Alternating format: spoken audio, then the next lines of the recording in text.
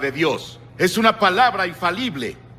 En muchos puntos de las Escrituras, la Biblia predice el futuro día del juicio y el período futuro del juicio que vendrá sobre el mundo.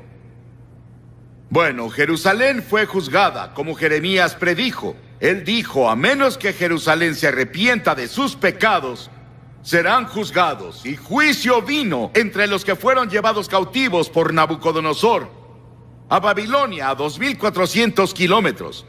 Estaba el joven Daniel y sus amigos, eran adolescentes, y fueron llevados a Babilonia. Daniel fue uno de los jóvenes que fue elegido especialmente por Nabucodonosor para que se lo llevaran a Babilonia y lo entrenaran en su corte. Y lo entrenaran en todas las artes y las ciencias de los babilonios. Cuando este capítulo comienza, Nabucodonosor está muerto. Daniel fue su amigo y profeta, y primer ministro de Nabucodonosor, el gran rey. Pero ahora había sido más o menos olvidado, porque un joven estaba ahora en el trono llamado Belsasar, quien era nieto de Nabucodonosor, el gran rey. Babilonia en ese tiempo era el imperio más grande del mundo, era el más poderoso del mundo, era la nación más rica del mundo.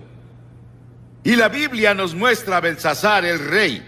Era joven, rico y poderoso, pero al mismo tiempo egocéntrico y egoísta. Y la Biblia enseña que Dios odia el orgullo. Y Jesús diría años más tarde, en Mateo 23, el que se enaltece a sí mismo será humillado. Si intentas decir lo grandioso que eres y dejas a Dios fuera, si actúas como si pudieras resolver tus problemas y arreglar tu vida sin la ayuda de Dios, Dios te dice, te voy a derribar. Y luego él era un hombre muy despreocupado, era un vividor, le gustaba lo fácil y el placer. Y la Biblia dice, ¡ay de los reposados! En este país reposamos, en comparación al resto del mundo. Y Belsasar había ganado algunas victorias militares. Y su padre, quien era un gran general, estaba en las fronteras llevándolos de victoria en victoria. Él decidió que quería celebrar y decidió dar un gran festín. Y sería el festín más grande que Babilonia hubiera visto. Babilonia con todo su glamour, Babilonia con toda su riqueza, Babilonia con todo lo que tenía. Él dijo, tendremos el mejor festín de la historia del mundo. Y ordenó a los mejores bailarines, los mejores vinos, la mejor comida. Y envió una invitación a 1000 de sus nobles de todo el imperio a la fiesta. Y en sus carretas con joyas se presentaron.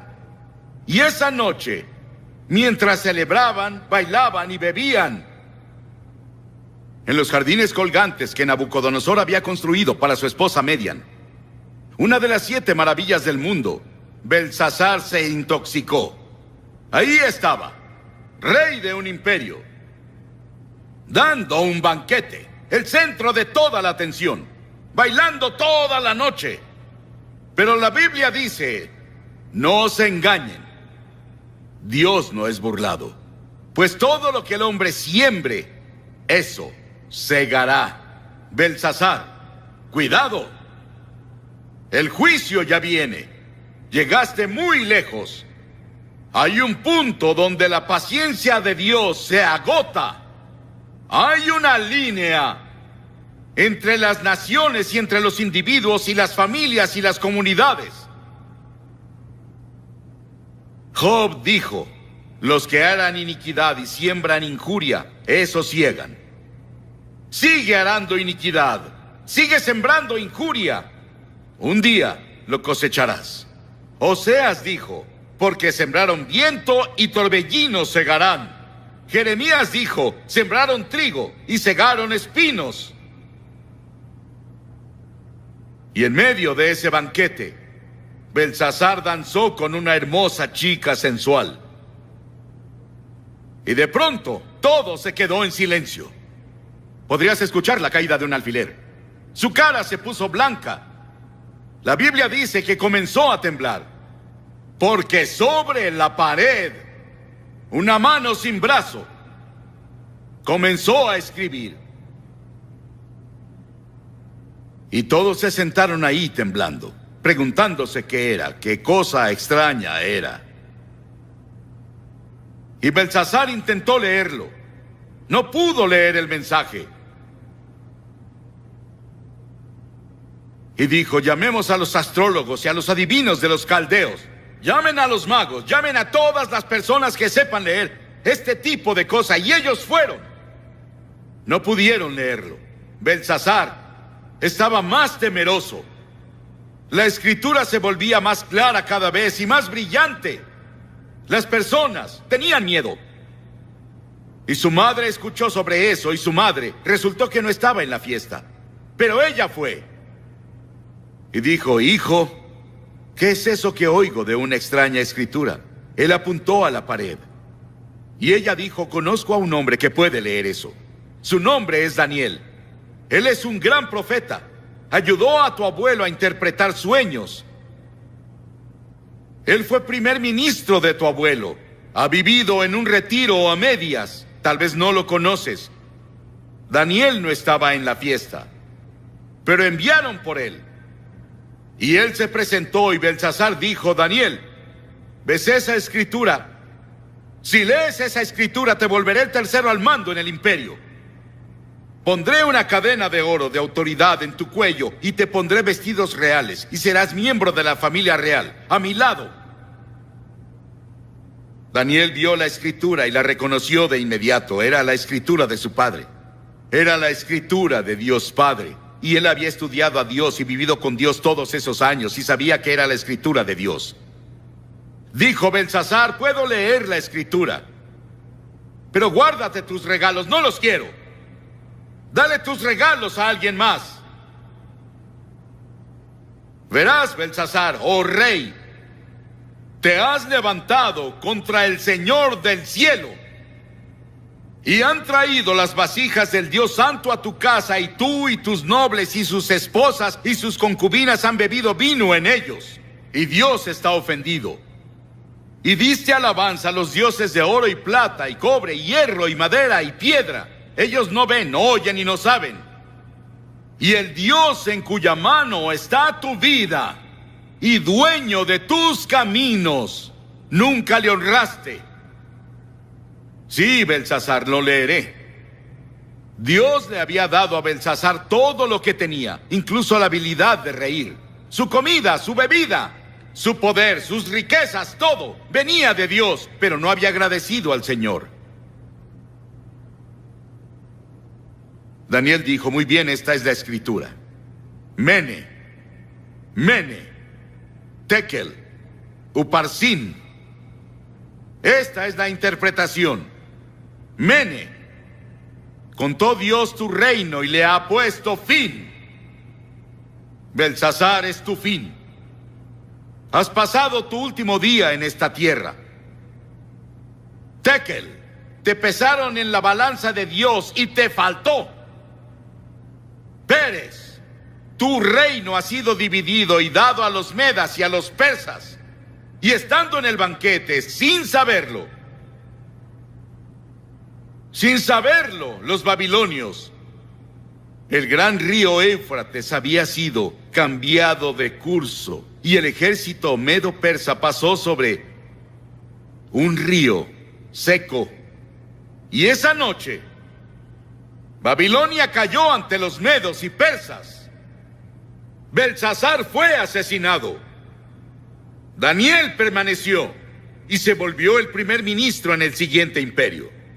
Ambos imperios lo respetaban por su sabiduría y su fe y su propósito y su devoción. Dios escribe en el muro de la nación esta noche. La palabra mene también significa recordado. Dios hace memoria. Dios hace memoria de nuestros pecados.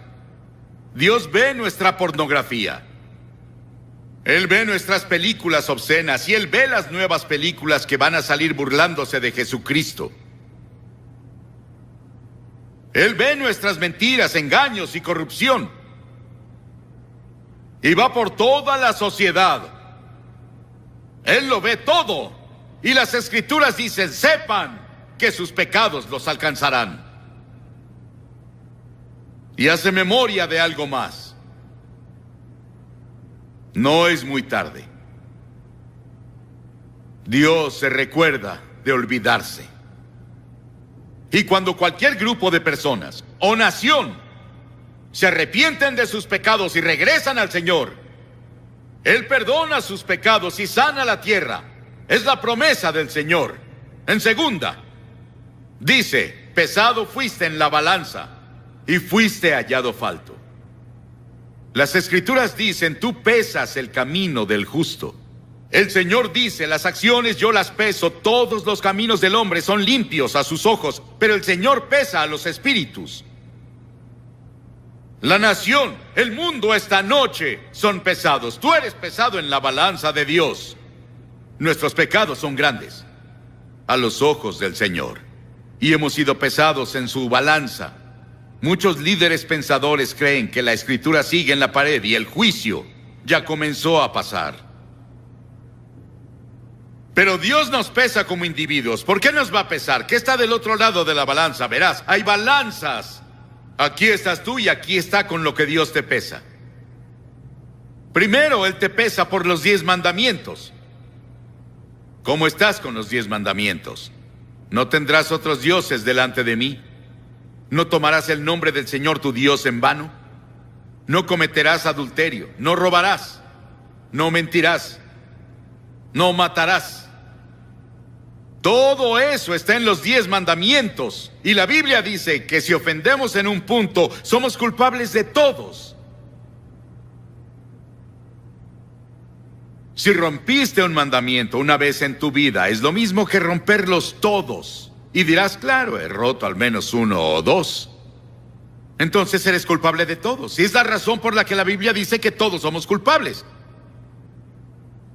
Por esa razón Jesús dijo, el que no tenga pecado, que tire la primera piedra a la mujer atrapada en adulterio. Ninguno de esos líderes religiosos pudo hacerlo, porque todos hemos pecado. Todos pecaron y están destituidos de la gloria de Dios, y todos estamos bajo el juicio de Dios. No solo vamos a ser pesados por los 10 mandamientos, sino que seremos pesados por la ley del amor. Mateo 22, Jesús dijo, amarás al Señor tu Dios con todo tu corazón y con toda tu alma y con toda tu mente. Este es el primero y grande mandamiento, y el segundo es semejante. Amarás a tu prójimo como a ti mismo. De estos 2 mandamientos, dijo Jesús, depende toda la ley y todos los profetas. Todo se resume en amor.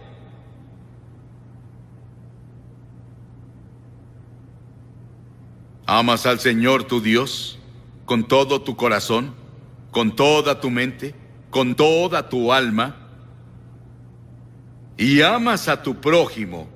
Tu prójimo es cualquiera con una necesidad. Jesús nos enseñó en la parábola del buen samaritano. Cualquiera que necesite ama a ese prójimo, como te amas a ti. Es lo que Jesús dijo.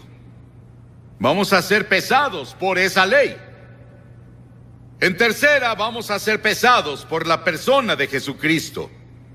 La Biblia dice en el Salmo 89, porque ¿quién en los cielos se comparará al Señor? ¿Quién entre los hijos de los aposentados será semejante al Señor? Isaías dice, ¿a qué tendrán como igual a mí? Y me harán igual, o semejante, o me compararán, para ser como yo. Dios dice, sé santo, porque yo soy santo. Si no sabes, Jesucristo fue el único hombre justo y el único hombre santo que ha vivido. Llamamos a algunos en India hombres santos, pero Jesús fue el único santo de verdad en la historia. Y si no vivimos como Jesús, vivimos también como Jesús, vamos a quedar cortos en los requerimientos de Dios y sus expectativas. Dirás, Billy, ¿quién en el mundo puede vivir como Jesús? Ninguna persona. Por eso es que todos debemos decir, soy pecador. Dios va a pesarnos con Cristo. Él va a pesarnos con los 10 mandamientos. Él va a pesarnos por la ley del amor, pero también va a pesarte por tus obras. Esos pecados de omisión de los que no estabas consciente. En Mateo 25 Jesús nos recuerda: tuve hambre y no me diste de comer. Tuve sed y no me diste de beber. Fui forastero y no me acogiste. Estuve desnudo y no me cubriste. Estuve enfermo y en prisión y no viniste a verme. Pero las personas decían: Señor, ¿dónde te vimos desnudo y enfermo y en prisión y sediento? Él les contestó así: así como no lo hicieron con el más pequeño de ellos, no me lo hicieron a mí. Eso incluye a todas las personas de esta área. No hemos cumplido, y luego Jesús pronunció juicio.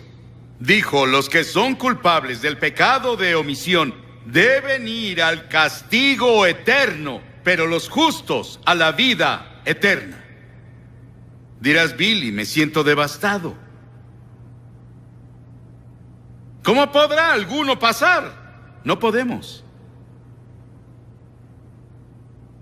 Jesús dijo en Apocalipsis 3: yo conozco sus obras, no eres frío ni caliente. Ojalá fueses frío o caliente. Pero por cuanto eres tibio, te vomitaré de mi boca, él dijo. Escucha, habrá muchas personas que no entrarán al cielo que tú crees que van allá. Y luego lo quinto, él va a pesarnos por nuestras oportunidades.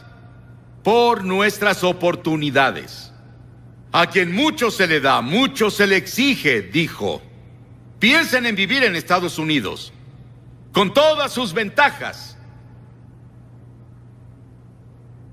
Una iglesia en casi cada esquina, una Biblia en casi todos los cuartos de hotel, millones de Biblias disponibles, el Evangelio en radio y televisión.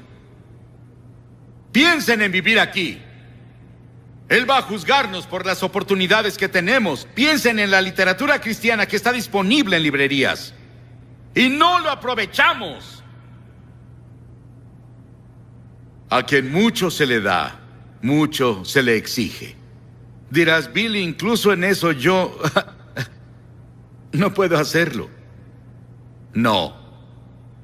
Pero la gloria de todo esto es que hay un evangelio.